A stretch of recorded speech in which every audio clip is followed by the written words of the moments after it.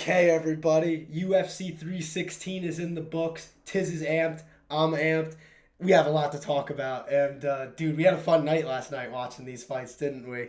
Well, sort of. I had like a bit of a sweat there, but it was a fun time. We were with a bunch of people, actually. We were at this place called Miller's Ale House in Paramus, New Jersey. Shout out to them because that was a pretty fun time. And, for for starters, I guess we could talk about the bets first because this was a theme from early on in the night because an old friend of ours hit you up when we were in the car on the way there asking about bets, and that pretty much opened up the degenerate gambler in all of us. So me and our friend Brooke. Sorry, Georgie. Sorry, bud. Yeah. He should have listened to all of our advice. Yeah.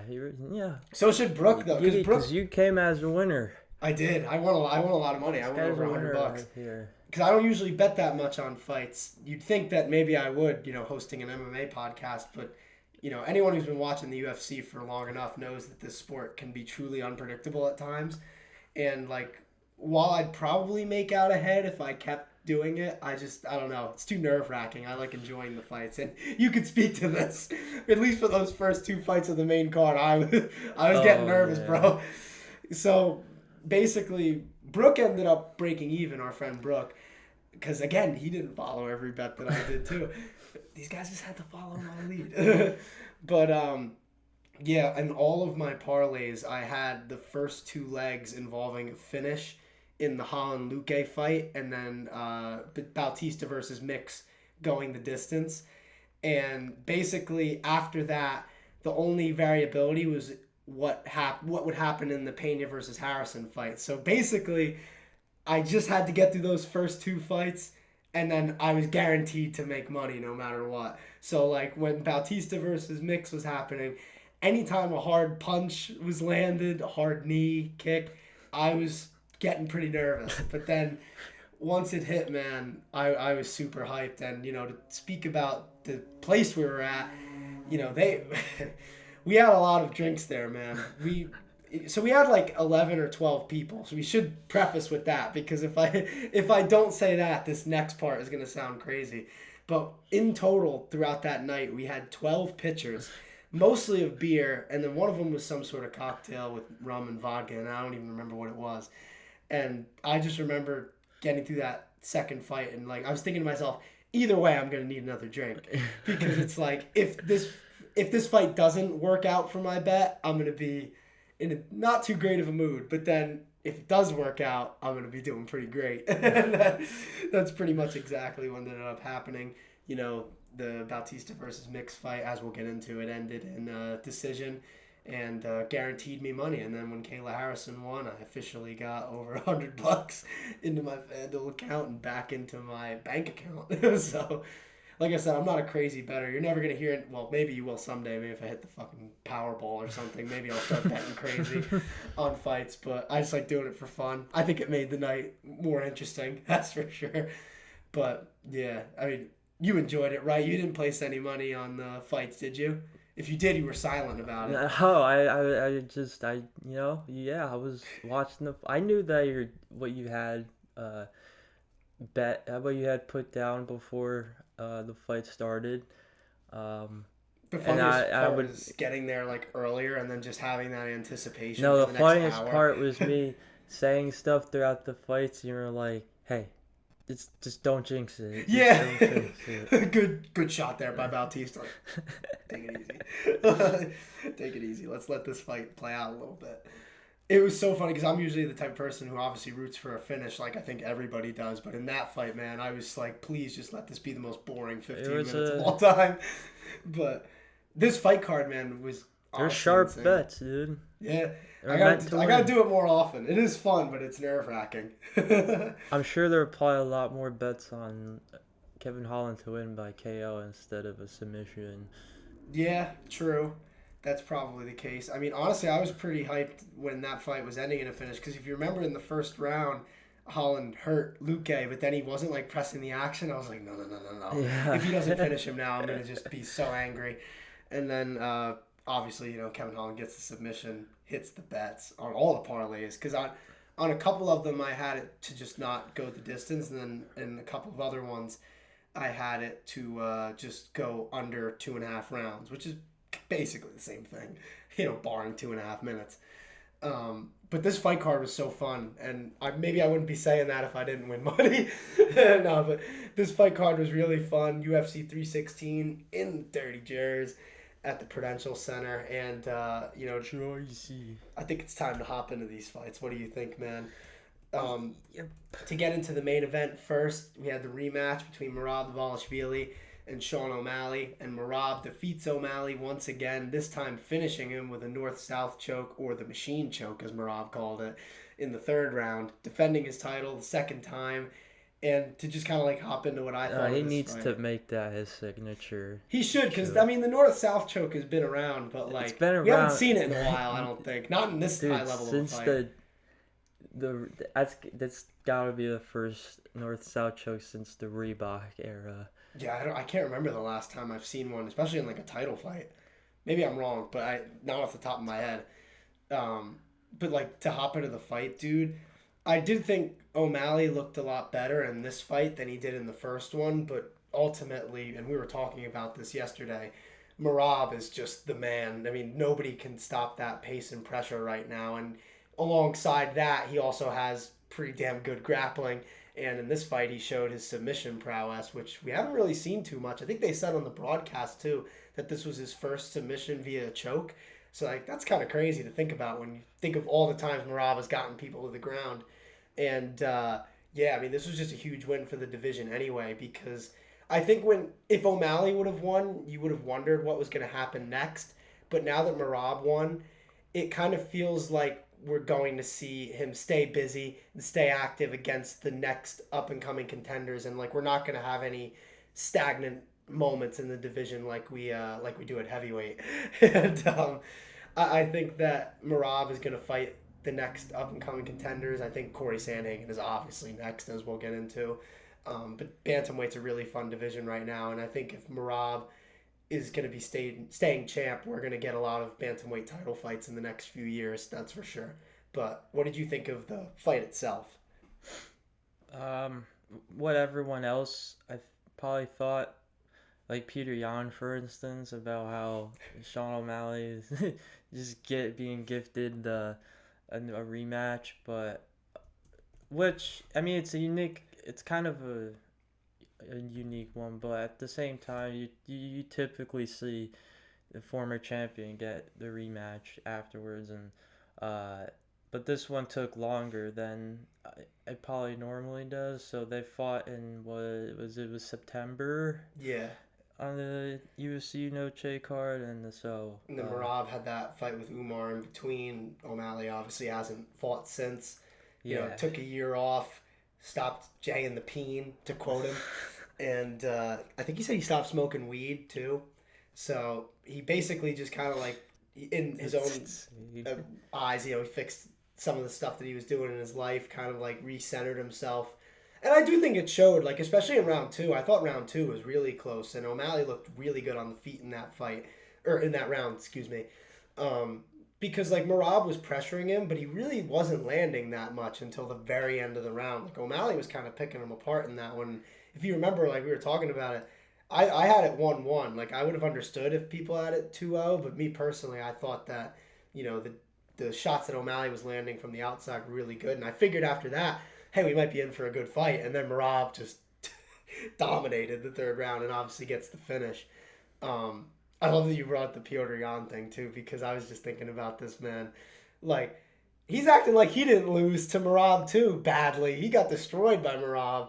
And it was funny that he was trashing O'Malley on Twitter, and it's like, way to kick a man while he's down, or in Piotr Jan's case, maybe knee him in the head while he's down.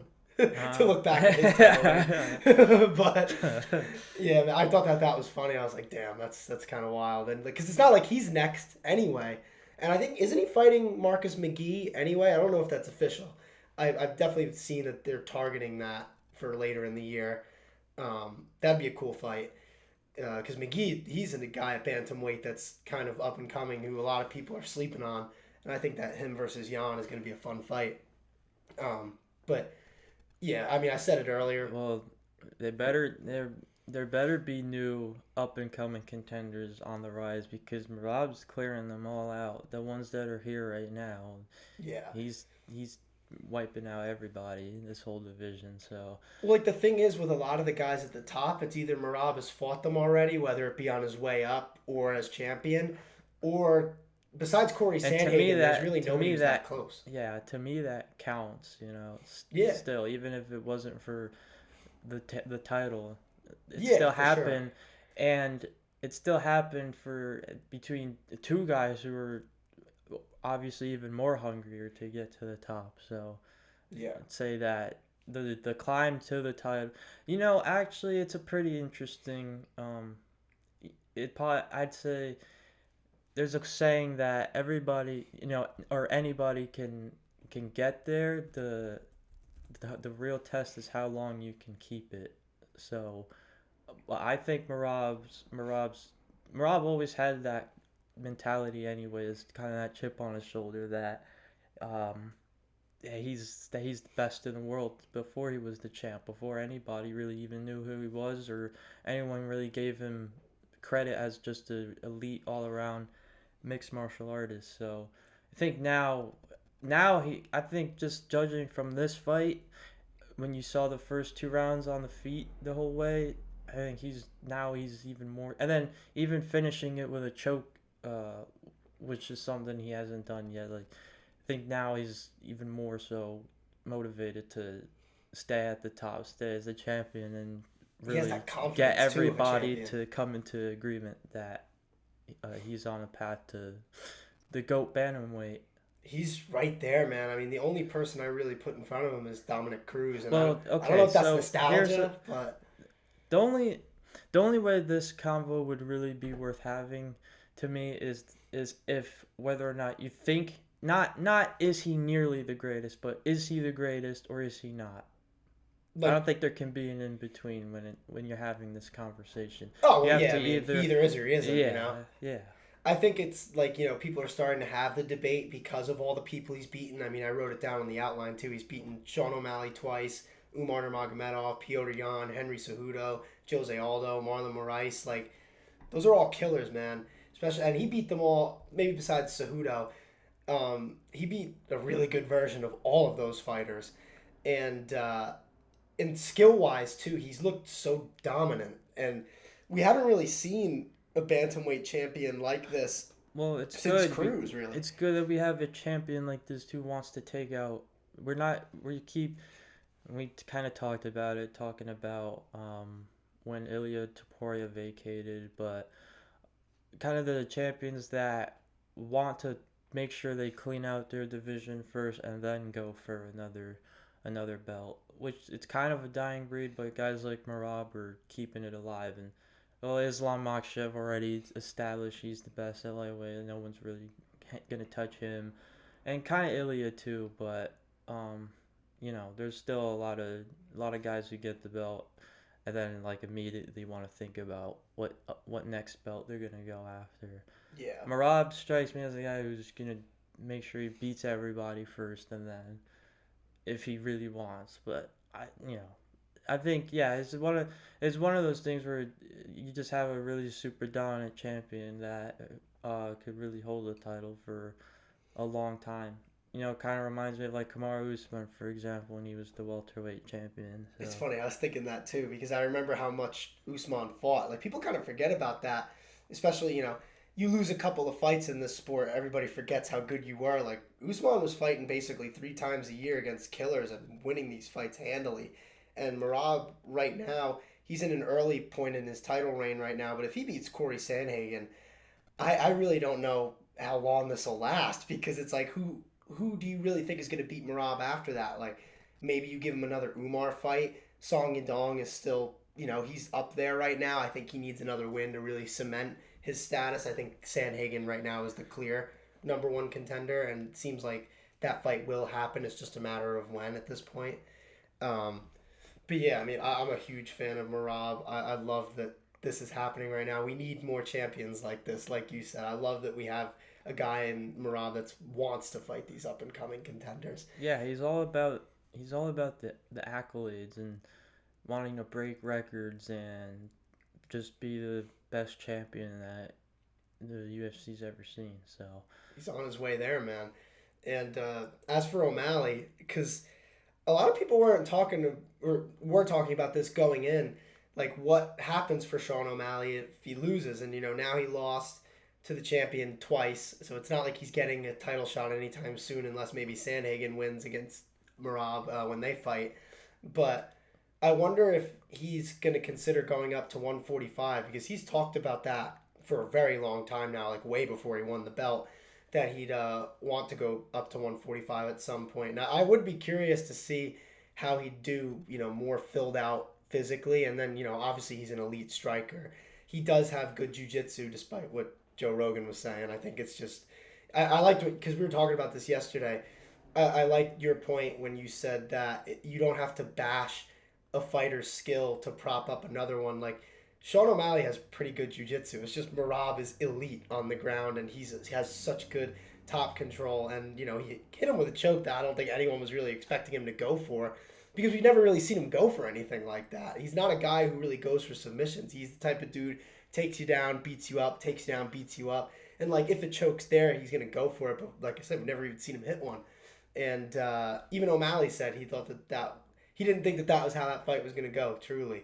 And, got to give all credit to Merab there, in my opinion. And I think he's beating these guys at their best, and that's why people are regarding him so highly at the moment. And I really think if he keeps the belt, this is going to be another really fun title reign, like a Kamaru Usman or Volkanovski in the beginning of his featherweight run. But, yeah, man, we can move on to the co-main unless you have anything else you want to add about the main event. No, that's the whole 9 yards right there. It's just more and more Merab is just finding more and more each fight more ways to get people to stop detracting him the way that they were before. Yeah, 100%. Yeah, because if you remember, like, when Merab was coming up, especially when he beat Jose Aldo, everybody was like, this guy, they basically were giving him the Mario Bautista treatment. They were like, this guy sucks, he's so boring. And now, like I said, you win a couple of fights. The fan base of mixed martial arts, their memories are so short. And I love that, but I also hate it because a guy like Merab, everybody hated him on the way up, and now he has a few nice wins, and everybody's like, Merab's the man. I'm like, he's been the man. Like, we've seen this on his way up. Just because you didn't like the way he beat some people doesn't mean he wasn't elite the whole time. And now he has 2 wins over Sean O'Malley. Petr Yan's a former champ, Cejudo's a former champ. Obviously, Jose Aldo's a former champ. And I think his resume, if he keeps winning, it's only going to get crazier. So, really awesome main event. What's up, guys? Sorry to interrupt the podcast real quick, but we have a message for you guys. If you enjoy the Her Hamblers content, you want to see more, consider subscribing to the channel, leaving a like on the videos, all sorts of fight content as much as possible, podcasts, interviews, vlogs. We have it all over here, so thank you, appreciate it. We appreciate you, and like he said, please subscribe. And now, back to the show.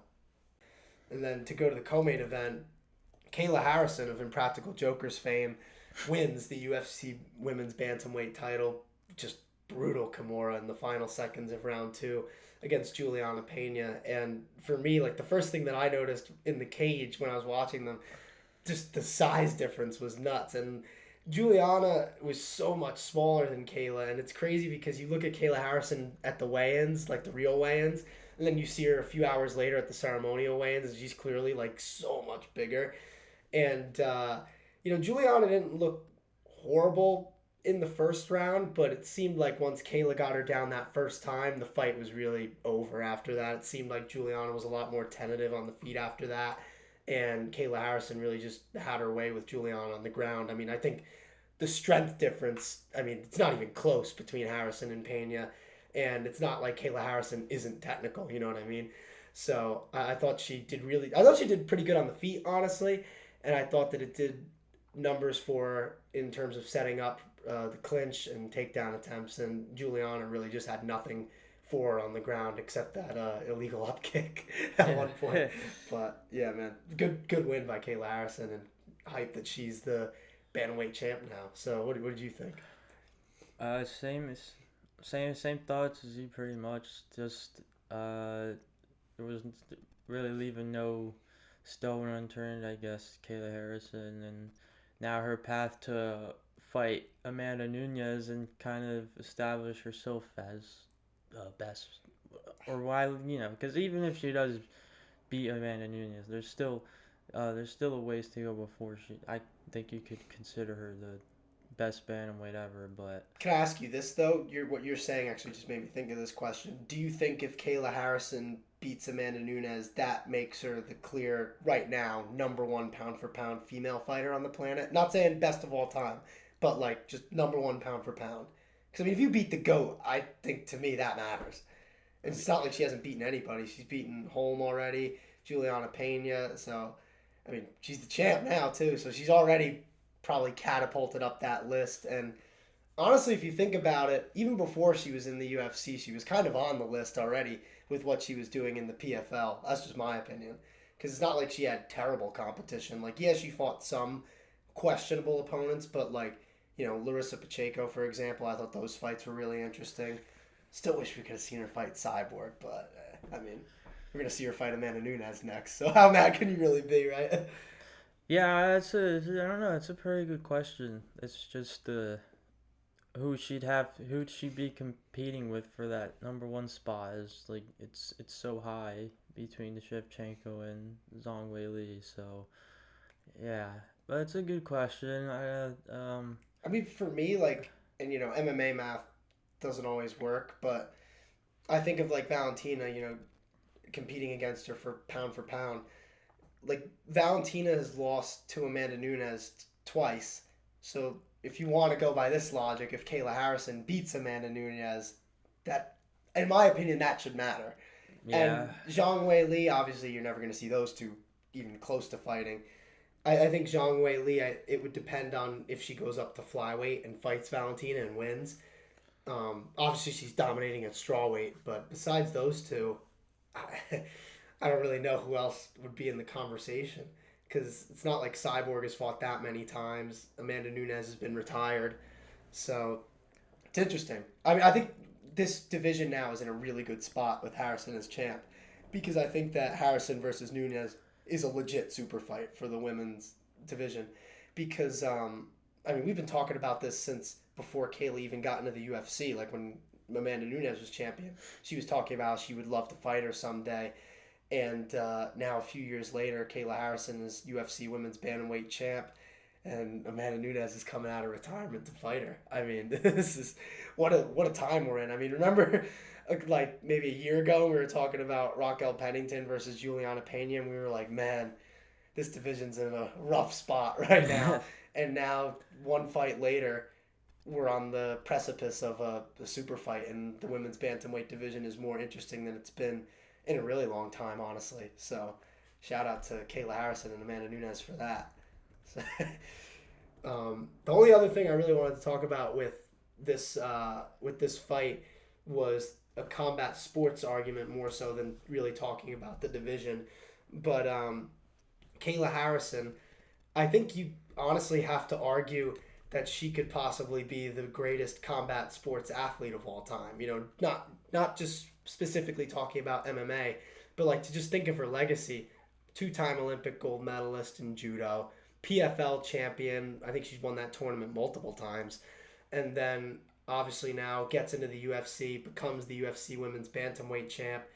And like to me, man, if she beats Amanda Nunes in her first title defense somehow, which I don't know if she's going to be able to do that.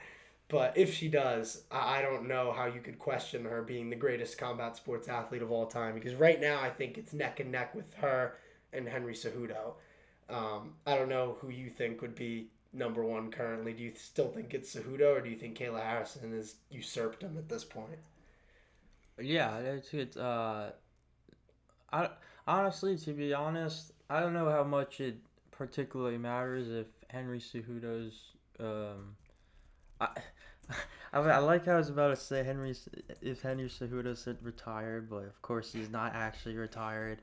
After retiring, and now he's back, and he should be retired. But I've said this too. I still think that was it is the biggest mistake of Cejudo's career was when he retired after the Cruz fight. I Yeah. think if he would have kept fighting and I think he would have defended his title a bunch of times. He was so good, and he looked so rusty when he came back. It just sucks. And now I think he legit probably is going to be retired, or he might have one more fight, because I remember after the whole thing with the eye poke, he just said he's not trying to have that risk anymore. It's just not worth it because he's already been there, done that, and that's his right. I obviously hope we get another Cejudo fight, maybe one more, but we'll see, right? Well, what matters is the right now, and so Kayla Harrison is the champ and about to fight Amanda Nunes. I think it's fair to put her there right now. Yeah, I think the debate, at the very least, you have to have it. For me, I think it's a title defense. I need her to at least tie what Cejudo did in the UFC, because Cejudo got the title, defended it once, and then that was it for his run as champion. And obviously, Kayla Harrison's going to have a tall task in front of her defending against Amanda Nunes. But like I said, if she beats Amanda Nunes and ties that title defense with Cejudo, I think it's not even a debate. And you could argue right now it might not even really be a debate. Cejudo won 1 gold medal in wrestling. She's won 2 in judo. Like that's insane, man. And she's been a champion in another organization. Now she's champion in the UFC. It's amazing to see this. Started on Impractical Jokers. Now she's the UFC champ. I think about that so much. I don't know if you realize that. Because I remember when that was a new episode and she was only a judoka at that point and hadn't even really gotten into MMA. And then she, obviously she was throwing around Mer long before she was throwing around Juliana Pena and these other girls.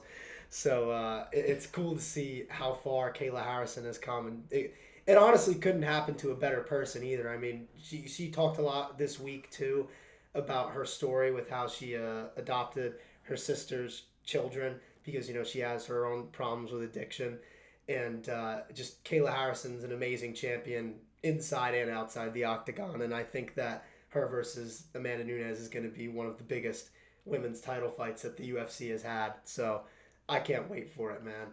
But I'm willing to move on to the next fight unless you have anything else you want to add with the co-main event. No, we're all good. All right, now let's get into this. We got Joe Body Bags Pyfer versus Kelvin Gastelum, and I was actually really excited for this fight. I was excited for it the first time it got booked, and obviously Joe Pyfer had that Mexican water and did not make it to the fight against Kelvin Gastelum, but now gets rebooked in New Jersey. And I really didn't know how this fight was going to go. We were talking about the betting stuff in the beginning when your friend called you. We were kind of talking about, what fights you should bet on, and I said that he should stay away from this one, and I said the same thing to our friend Brooke. Brooke did not listen to me, and he bet on Gastelum by decision. Not a good bet. That was pretty apparent in the first round, too. When Pyfer dropped Gastelum, it was so funny looking at Brooke just over at him. He's just like... And but yeah, I mean, that first round really kind of set the tone, and it really seemed like after that Pyfer was kind of coasting until midway through the third round. Gastelum, he had his moments in there. I think the unanimous decision, it was 29-28, 29-27, and 30-27 all for Pyfer. So a little bit of a variety of scorecards, but ultimately I think they all kind of make sense in their own way. Yeah, I mean, I don't really have too much to say on this fight. I thought Pyfer did what he was supposed to do against Kelvin Gastelum, and, he got a good win. Tough fight on paper. Gastelum obviously is tough as nails. He has good boxing. He's pretty well-rounded, but Pyfer physically stronger, a lot bigger, more powerful, and I thought that all was pretty apparent in this fight, and that's really all I had on it, so... Well, the reason why I looked like this is because I think this fight. Oh, okay, coming in, that's the obvious thing. This fight had a lot of potential to be the fight of the night and end in a finish. But would you agree that it was the type of thing where people were like, if Pyfer can't knock Gastelum out early, how is this gonna look later in the fight? I feel like that was what most people were thinking. And then so he knocked him down in the first round, and then after that, it just cruise control, just he just let up, and it was fine because Kelvin Gastelum's really tough and comes pretty much just comes forward every single chance he gets, and he's obviously an imposing guy. I mean, he's a big dude for the division, but uh, just all Joe Pyfer really had to do was kind of just circle and just keep the range, and Kelvin Gastelum, like, he was barely touching him. It's just like, that's kind of disappointing because if this did happen originally on the Apex card, No, I was on I think it was in the Mexico card that they had. I remember there was, because Mexico. Yeah, Okay, yeah. Right. Oh, all right. Well, I don't know then, to be honest, because I don't know. This fight just kind of fell flat. But Yeah, I had higher expectations for it, and it was a good win by Joe Pyfer. I'm not even trying to take away from it, but I think stylistically, we expected this one to be a bit more interesting than it was. But I mean, Pyfer gets a good win. Gastelum obviously is a quality opponent, so he deserves a lot of credit for that. Your fairly average fight, and I think Pyfer will probably have a pretty tough fight coming to him at middleweight next, if you had to imagine. I have no clue who that would be against, just because I think that they could always throw Pyfer up into the top 10, or they could try and get him in the lower part of the top 15. Who knows what direction they're going to try and go with Joe Pyfer. You wonder if they're going to try and push him too, because he is a fun fighter to watch for the most part. I mean, this was one of his more lackluster fights, but for the most part, Joe Pyfer has a lot of fun knockouts, Yeah. This one was a bit of a dud, not going to lie. But let's talk about Patchy Mix's UFC debut. A lot to dive into here. Mario Bautista obviously spoils Patchy Mix's debut. Wins by unanimous decision, 2 30-27s and 1 29-28 scorecard. And Bautista looked really sharp in this fight on the feet, but, not to take away from him, but I also think that was mostly because Patchy Mix's head movement was just absolutely horrendous. I literally said that to you, I think, 500 times during that fight, because, we were there. We got to say this. We were there with a bunch of casuals. It needs to be said. So me and Tiz, we had to talk some fights throughout the night. Kind of get technical with it, and that was really the big thing that I noticed. Bautista looked really sharp, but Patchy Mix's head movement was so atrocious that I don't know if you can really credit Bautista fully for that, or if it was mainly because Patchy Mix was just keeping his head on the center line. No, because then otherwise Mario Bautista would have dropped him. Yeah, Bautista's I don't know. Patchy Mix came into this fight almost like a deer in headlights, and you could kind of see it in the fight. But I mean, he's so dedicated to grappling and jiu-jitsu. It's like he didn't even have a striking coach in his corner, and that showed itself throughout the entire fight. He also didn't even really push the grappling that much, which I didn't get because he was getting destroyed. Yeah, so when Bautista would stand orthodox against Mix's southpaw, that's when Mario Bautista was doing the most of his work, and then Mario Bautista switches stance, and now both of them are kind of just it's not even that they're feeling each other out, trying to. It was more so like Patchy Mix, even though he wasn't throwing a whole lot, Patchy Mix is kind of looking like he's about to telegraph whatever he is gonna throw, and so Mario Bautista can just easily counter it. So I think that's kind of what Bautista had in mind. Just if he switches stance, then he's not even gonna really have to think about the back foot, because Patchy Mix isn't gonna touch him at all. Yeah, and it also doesn't help when you're blocking punches with your face. I can't remember the last time I've seen head movement that bad. It was clear from the jump, and his guard wasn't even good. His hands were like this, and he was just getting hit by jabs and straights the whole time, and he made not one adjustment. So, he started the third round off a bit more urgent, but it ended up just being like the first two rounds, really. I just thought that this was really disappointing, and it sucks because lately, some Bellator fighters have come over, and, we're having a couple more that are going to be coming. Aaron Pico, obviously, I'm excited for his debut. I hope it doesn't go like Patchy Mixes or like Patricio Pitbulls, but it sucks because the last two hyped up Bellator fighters to come into the UFC have really kind of let us down in their debuts, and you have to wonder if that's because they were never really UFC quality in the first place, or if maybe the lights were just too bright. Who knows? It could be anything. Could just be as simple as a bad game plan. But this was just really unfortunate for Patchy Mix, and I think it really kind of made him look pretty bad, honestly. And for Bautista, though, I mean, he's won 8 in a row. To focus on the winner of this fight, he's now won 8 in a row, and this fight obviously was a bit better than the Jose Aldo one.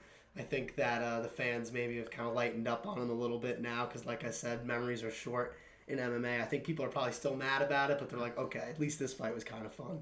And I put this in the outline. For one, I wouldn't mind seeing the fight versus Chito get rebooked, but I was thinking of maybe Mario Bautista versus Umar Nurmagomedov. That could be that's better. Yeah. Because I think if Umar wins that fight, then you can catapult him into another title fight because if he beats Bautista, he's beaten a guy who's on an 8-fight win streak and rising through the division really fast. And if Bautista wins, he gets a win over a title challenger, and I think that could be a signature win that could catapult him into a title shot.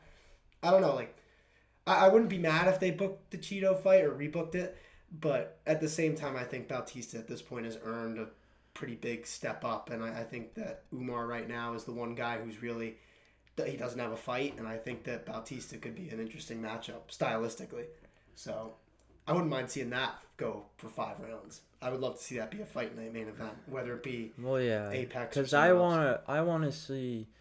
I'm honestly after the Jose Aldo fight, everybody came at Mario Bautista for the way that fight went. So this fight was entirely standing, but I'd rather see Mario Bautista grapple and he's really well get someone on the ground. I mean, people forget this. I'm not crazy about him as a striker. It's probably because he's not a power puncher at all. And he's more like he has these explosive movements. Like when earlier in his career, he's the type of guy who he would have fights like this. Like he'd be a lot of jabs, a lot of straights, and then he'd throw a head kick or a flying knee. He's very good at setting you up for something unpredictable. And I feel like we haven't seen that as much as he's progressed through the ranks.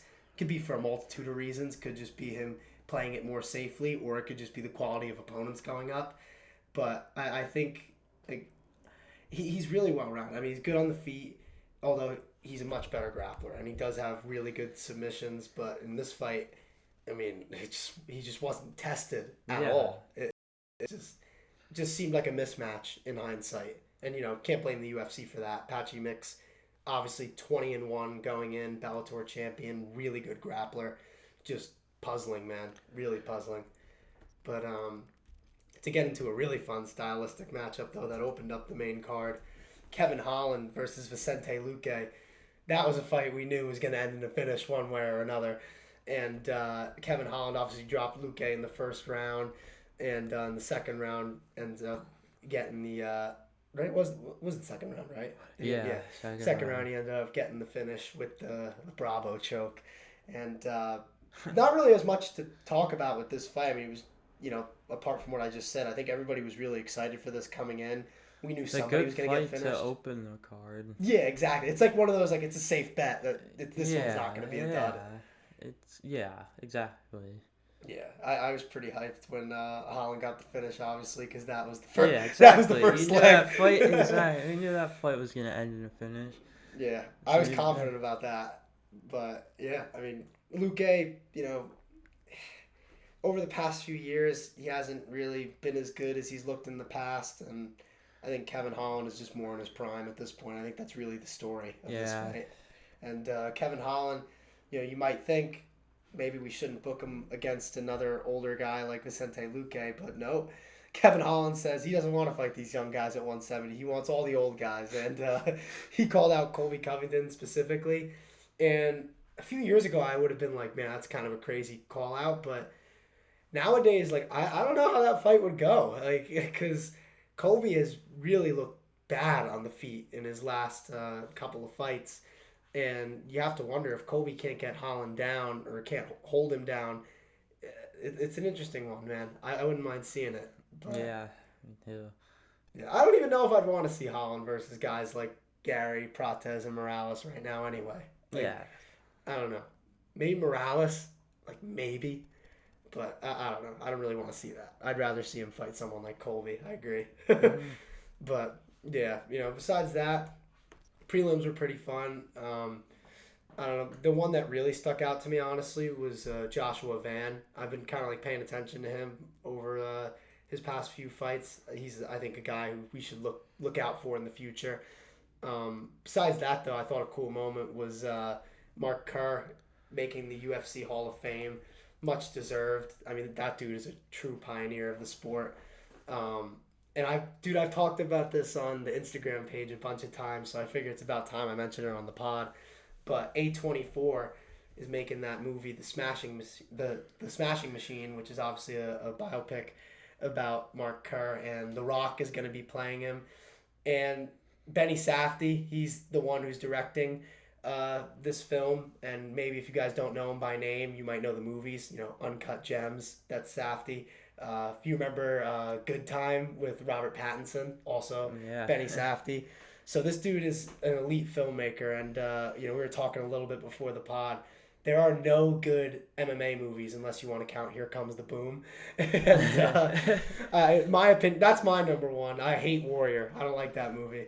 But Here Comes the Boom has always been my favorite MMA movie. But I truly, all jokes aside, I think The Smashing Machine is really going to be the first really, really good When does MMA that film. come out?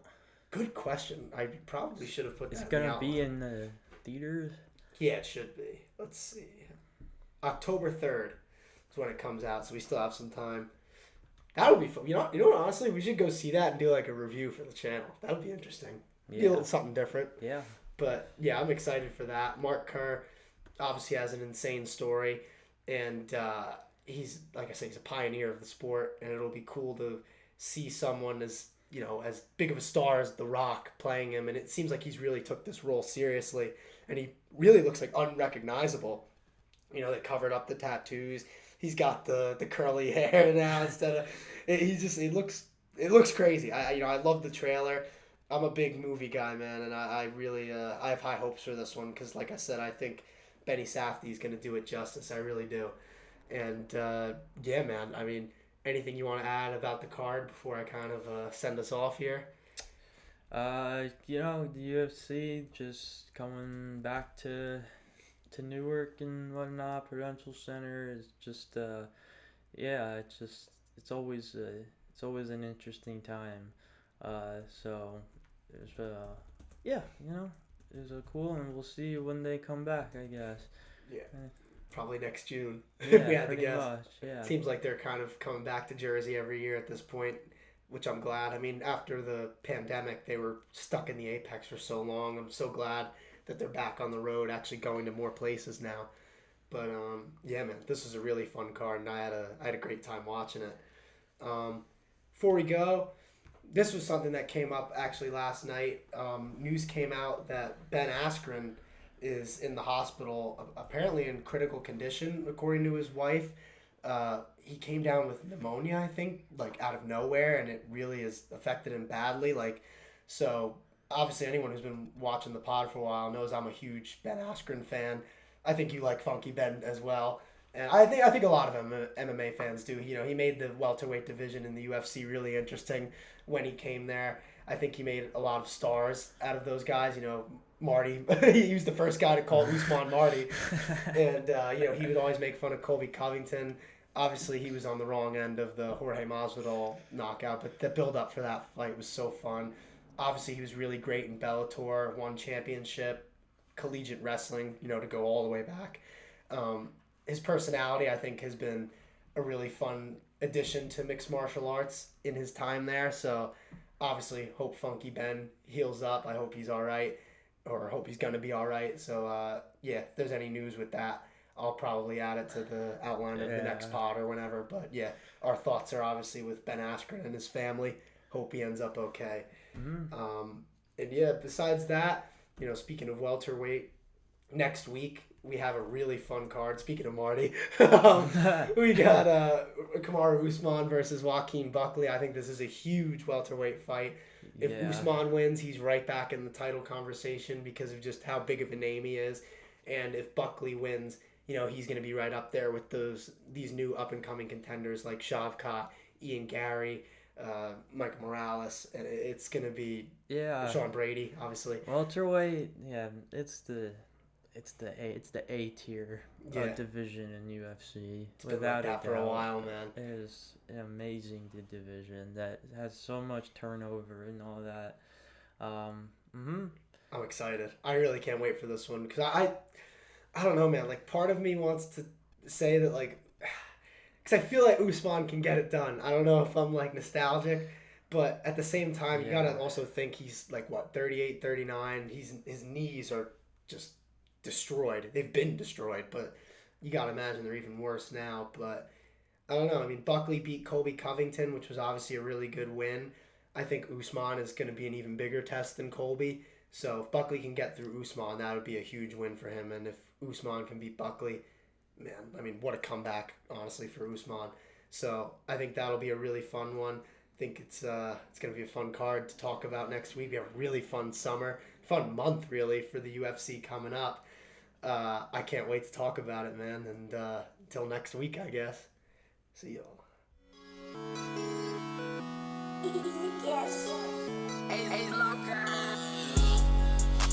Feel just like a superstar. Doing all these drugs, I don't think I'm gonna see tomorrow. Living fast, brand new dash up in a foreign car. It's the type of shit that you be doing when you going hard.